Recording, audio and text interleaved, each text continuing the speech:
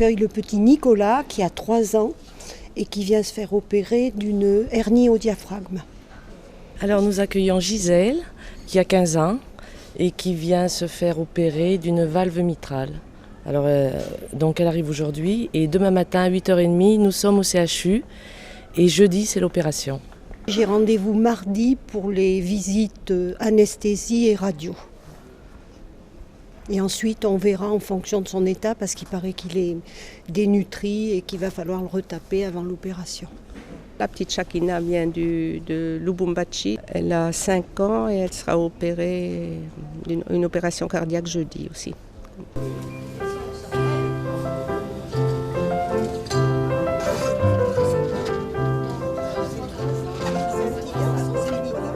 Comment tu t'appelles ?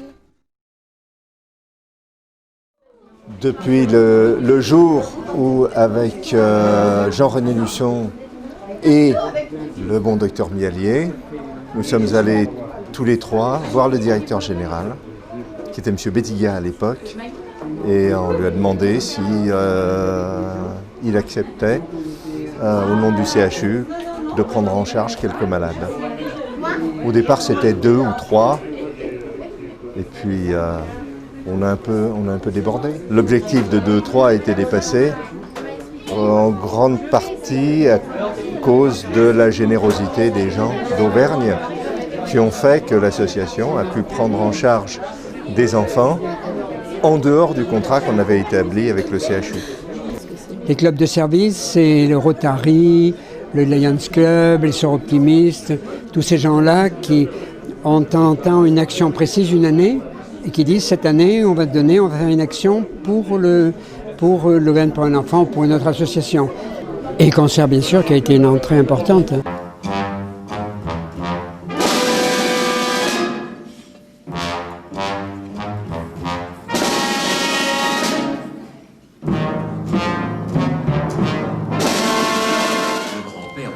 Avec mécontentement, disant « Oui, si Pierre n'avait pas attrapé le loup, que serait-il arrivé ?» C'était super parce que je trouve qu'il y avait la participation des enfants.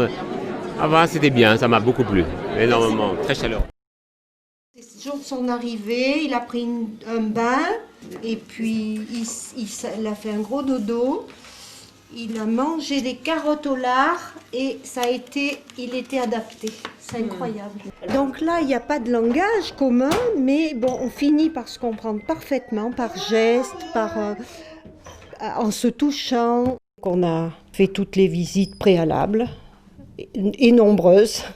Et l'opération a eu lieu 15 jours après son arrivée. Ce que j'ai apprécié, parce qu'on a eu le temps de faire connaissance, de prendre nos marques, de se connaître. C'était sa maison. Et donc, moi, j'ai apprécié ces 15 jours. J'avais un peu peur avant l'opération. Donc, elle est partie à 13h15 au bloc opératoire et elle a été opérée. Elle a eu une intervention pendant 6 heures par le professeur Camilleri.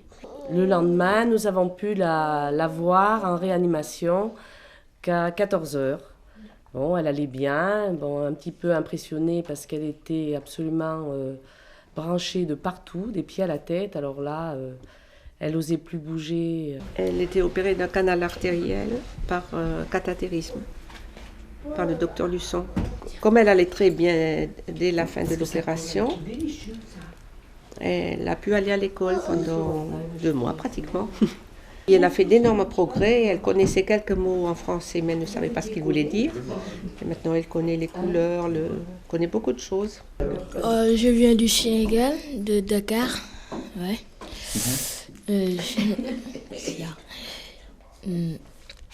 Je me suis opérée d'une cardiopathie vasculaire. Je me sens beaucoup mieux, ouais. Comment tu étais quand tu es arrivée? Je ne pouvais pas dire, mais je ne marchais pas. On me tenait sur le dos, tout ça. Si je marchais un peu, j'étais essoufflée, mais maintenant, ça va beaucoup mieux. Ouais.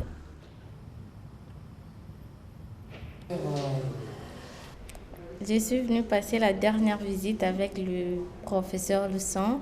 Je vais rentrer demain chez nous. Je suis très contente de rentrer chez nous pour voir mes parents, ma famille. Je suis très contente. Ouais. Tu as des frères et sœurs? Oui, 5 sœurs et 2 frères.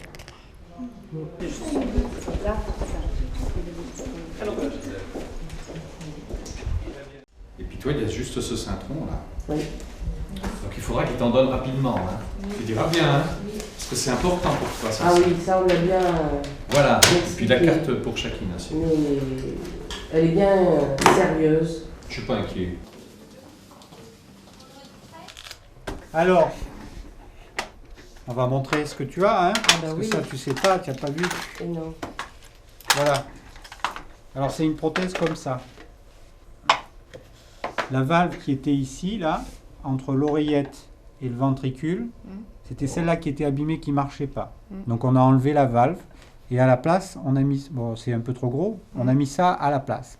Ça fait que quand le sang il revient des poumons, il va rentrer dans l'oreillette et quand l'oreillette sera pleine, prête à se contracter, elle va écraser le sang, elle va ouvrir les 2 volets de la valve et le sang il va passer dans le ventricule.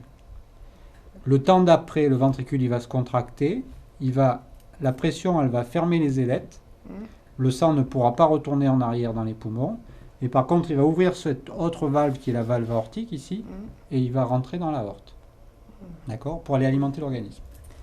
Alors ça ne s'use pas, c'est pour la vie. Par contre il y a 2 précautions à prendre. La première, c'est que ça n'aime pas les microbes, ça. Donc il faut toujours bien soigner les dents, bien soigner les bronchites. La deuxième chose, tu as des comprimés à prendre pour fluidifier le sang. Tu te rappelles de ça? Oui. Ces comprimés, c'est la deuxième chose très importante. Parce que si le sang n'est pas assez fluide, il va faire des caillots sur la prothèse. Et il peut bloquer la valve. Et si la valve elle se bloque, elle ne marchera plus. Donc ce traitement, c'est très très important pour toi. D'accord? Oui.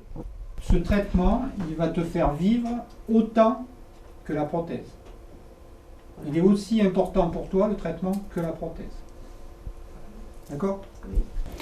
Donc l'association Aviation Sans Frontières, c'est une association avec des bénévoles qui se charge d'accompagner les enfants, de transporter des médicaments. Il y a plus de 16 tonnes de médicaments de transporter en Afrique, de faire des baptêmes de l'air pour les enfants handicapés ou les enfants des banlieues, ce qu'on appelle. Hein. Alors, pour les accompagnements d'enfants, donc ce sont les accompagnements, ce sont des gens qui sont exclusivement d'Air France, puisqu'on fait bénéficier les enfants de nos billets gratuits. Voilà. En 2004 plutôt, on a transporté 1068 enfants entre Paris, le Laos et surtout l'Afrique francophone. À Paris, à CDG, j'ai une collègue qui les attend pour les emmener jusqu'à Bamako. À Bamako, ils seront remis à Madame Diakité Touré, là, qui est la représentante de l'hôpital, et puis ma collègue rentre par le même vol, c'est-à-dire elle reste 2 heures à Bamako, elle rentre à Paris et elle travaille demain. Voilà.